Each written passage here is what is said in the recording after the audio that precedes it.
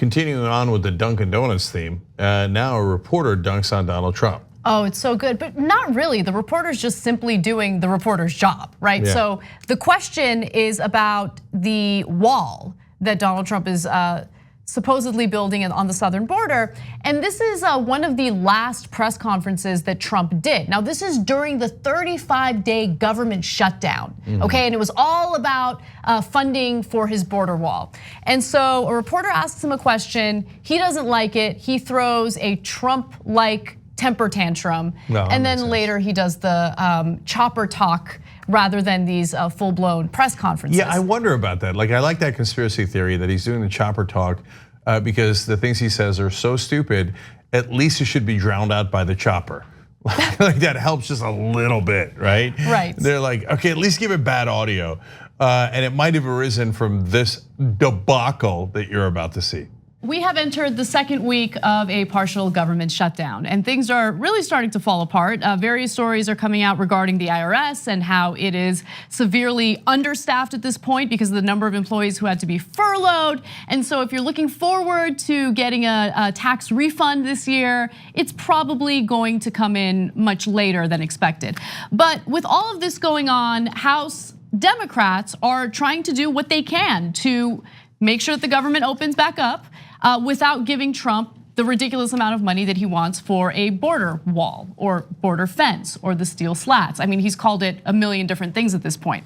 Now, they have introduced 2 bills, and Mitch McConnell in the Senate, of course, says, no, we know that Trump is gonna veto both bills, so we're not even gonna bring this up. But here's what House Democrats have proposed. The first bill passed in the House by a 239 to 192 vote, was a continuing resolution funding the Department of Homeland Security through February 8th. The House also voted 241 to 190 to approve funds for 6 agencies through the end of this fiscal year. Now, the shorter funding bill for the Department of Homeland Security is intended to provide time for more talks on the wall since border security is overseen by that agency. So let's stop for a second. If you're the president and you believe that border security is of the utmost importance, right? Wouldn't you want to ensure that the Department of Homeland Security has the funding necessary to continue operating? Does that matter at all?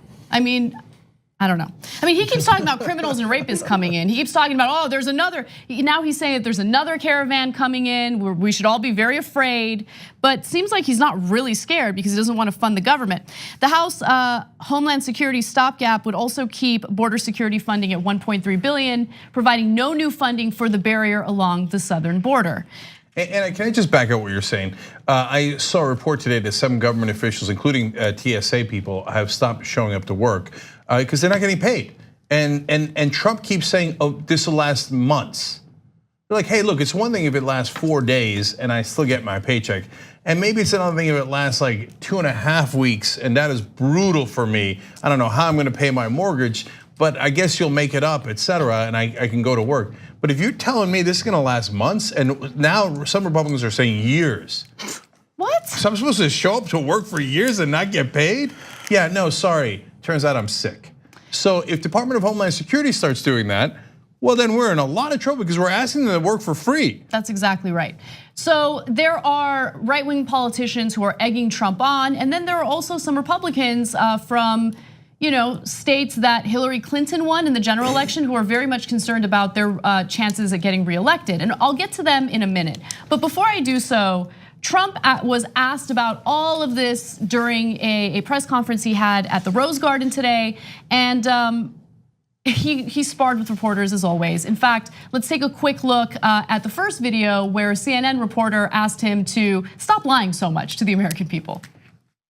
You ran your campaign promising supporters that Mexico is going to pay for the wall and that the wall was going to be made of concrete. You just said earlier that the wall could be made of steel, and right now our government is shut down over a demand from your administration that the American taxpayer pay for the wall. So how can you say you're not failing on that promise to your supporters?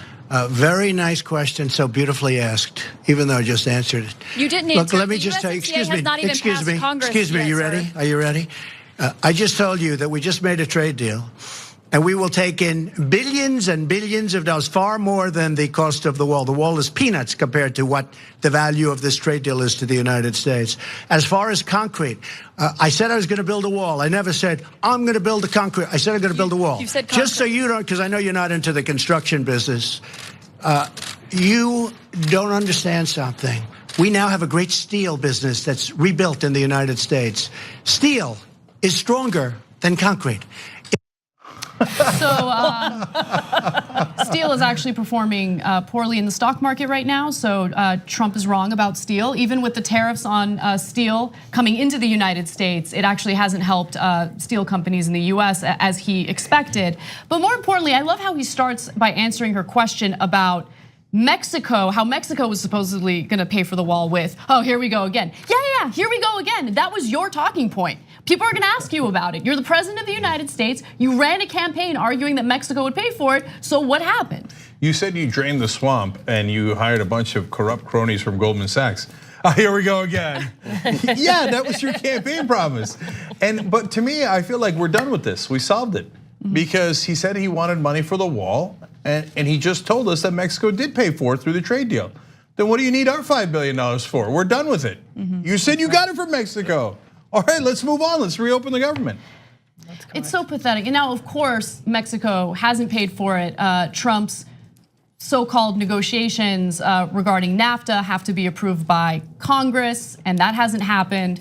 So right now, the American people would spend $5 billion on this nonsense border fence, the steel slats, whatever he wants to call it, and it doesn't really solve anything. And if you ask the majority of Americans right now, hey, what do you think about what's going on with this government shutdown? Should Trump hold federal workers hostage over this issue? The vast majority say no, he should not. We should open the government back up and pass a spending bill that makes sense. Now, unfortunately, Mick Mulvaney, who's now Trump's acting chief of staff, is egging him on, saying that he should continue demanding the funding. He shouldn't sign on to anything unless he gets exactly what he wants. And here's Trump talking about federal workers and how they love everything that's going on right now. This really does have a higher purpose than next week's pay.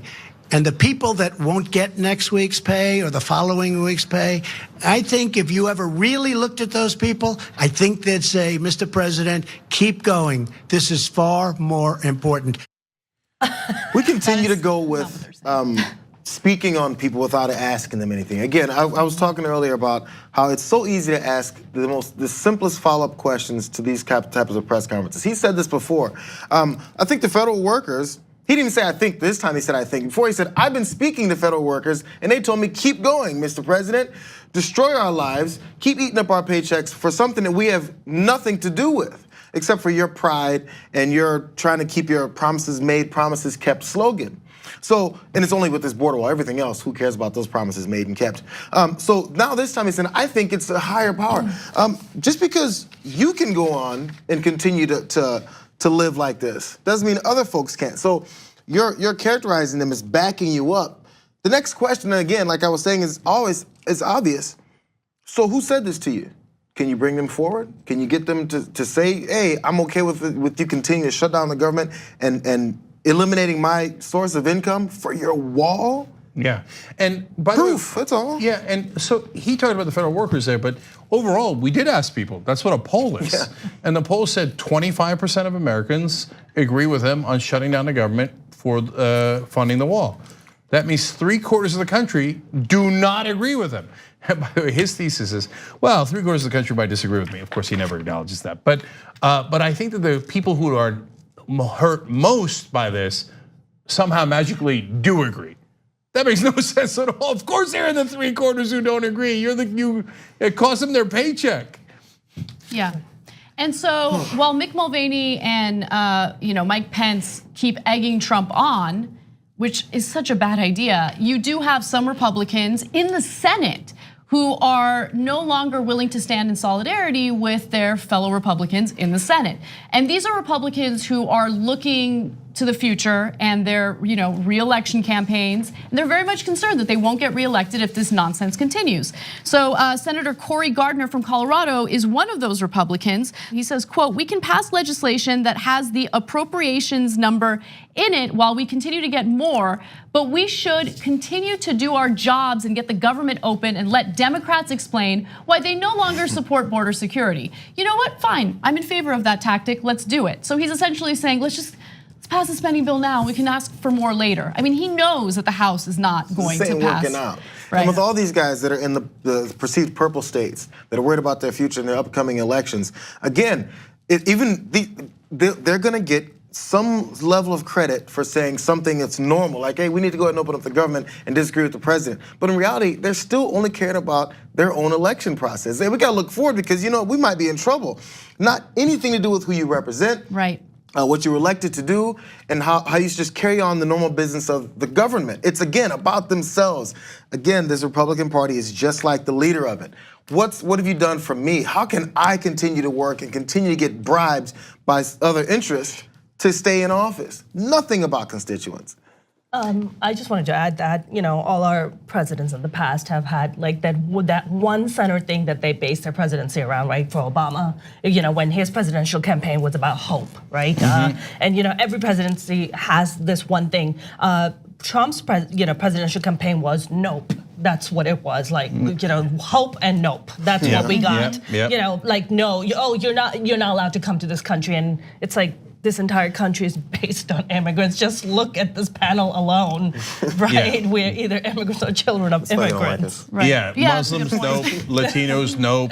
Right? Yeah. Government, nope. You're absolutely right. Yeah. And so, by the way, so in an earlier story today, I said there's 25 Republicans that are up for re-election in the Senate. My bad, it's 22. It's still a big number. Only 12 Democrats up. Because of the vagaries of the Senate, there's 22 Republicans. So they're in a world of trouble in a lot of purple districts, including Cory Gardner. That's why they say 3, but it is at least 5 Republican senators, I counted, that are saying, no. Let's go, end the government shutdown. They're in a panic, including Capito from West Virginia. She's worried about her seat. My favorite quote from Senator Capito is this. She says, quote, "I'd like to see it stop." Simple statement, but it speaks volumes. Well, so why isn't it? So this is another amazing fact if you don't know. The version that the House just passed that Anna told you about, the Senate already passed it. Wait, now normally the way that it works is if Senate passes and the House passes it, well then it goes to, then we got a bill and then it's gonna go to the president. I saw it on Saturday mornings in the cartoons. I know how bills are made. But in this case, it's a new Congress. And so the House passes it, the new House passes it, they bring it back to the Senate, and all the Senate has to do is repass the same exact thing they already agreed to.